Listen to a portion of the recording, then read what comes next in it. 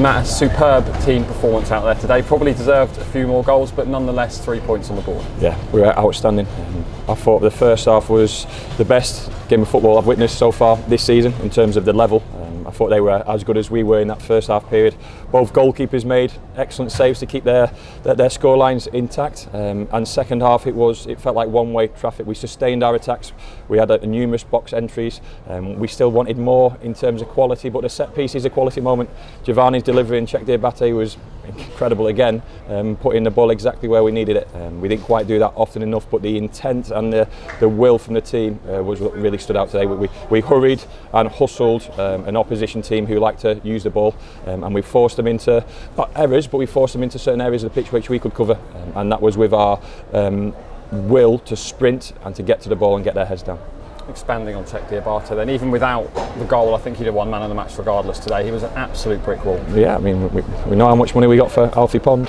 Czech Diabate must have some serious suitors because he seems to keep on improving.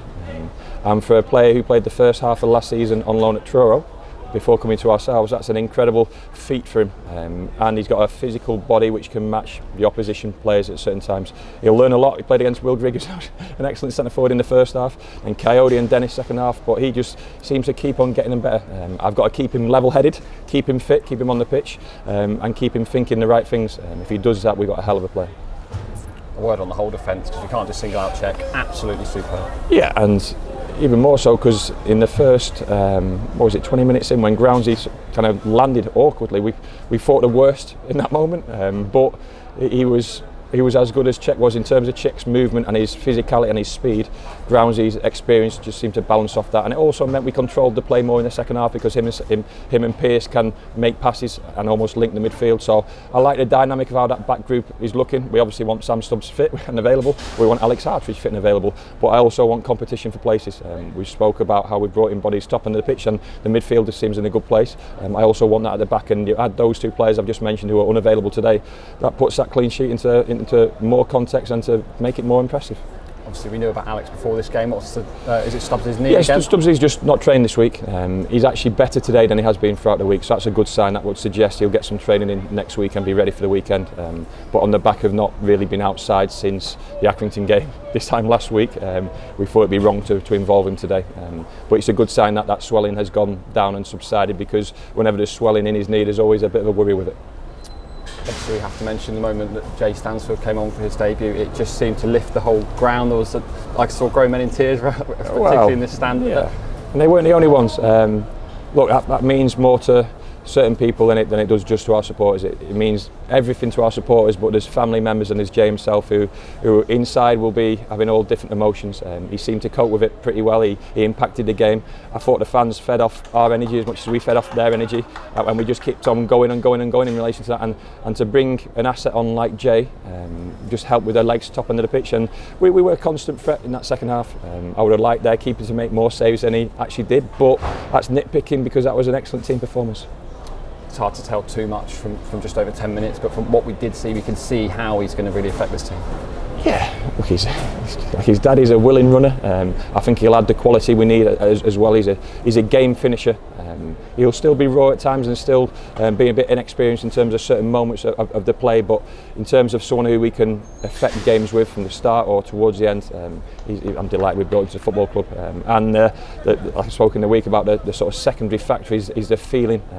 I spoke to our secretary on the way into the ground today. He just said there's a bit of buzz around the stadium, and rightly so. And you mentioned that moment when he came on, it was emotional to so many people, and it lifted us again. And the energy which is in the stadium at the moment, I want to try and maintain that and improve on it as we keep going through the season. You mentioned the buzz. It's not just in the ground and around the city, but we're seeing numbers on social media. Nearly 2 million views on the video of him signing. You've got fans from across the country talking about how important this is, but it's fundamental that we say that this move is, especially as it is, it's all about Jay's development. It is. It's a footballing move, but it's not just a footballing move.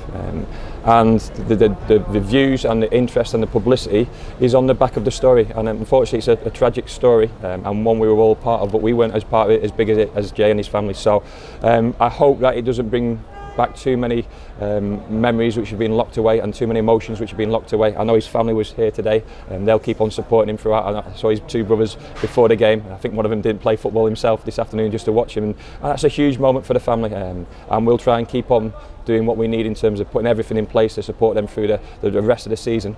And then on the pitch he'll just keep on being himself, harrying defenders and getting chances. And we spoke in the week on Thursday night and Friday morning. Now we've got a front line to be excited about, as much as we're excited about Giovanni and Sam and MJ. We've got added presence and added legs towards our game. Next game is next weekend at Charlton. This is the first midweek we've had off, if you like. That's going to be so important for rest and recovery for those players who've played a hefty amount of games this week. Yeah, and you saw Tim Diang pull his hamstring today.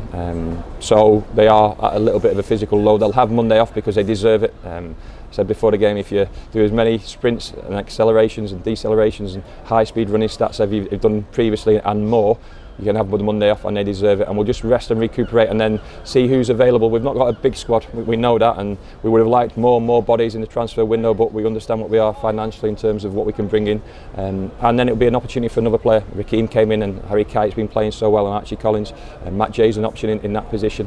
Tim will be a big loss, certainly in both boxes he adds physicality, and he almost met a couple of crosses, his trademark moments, and that was how he pulled his hamstring as well, meeting the ball late in the box, no one does it better. So we hope Tim's okay. I know he'll be sore for a few days and a few weeks. We'll support him through the next however long it is, and look forward to when he's back.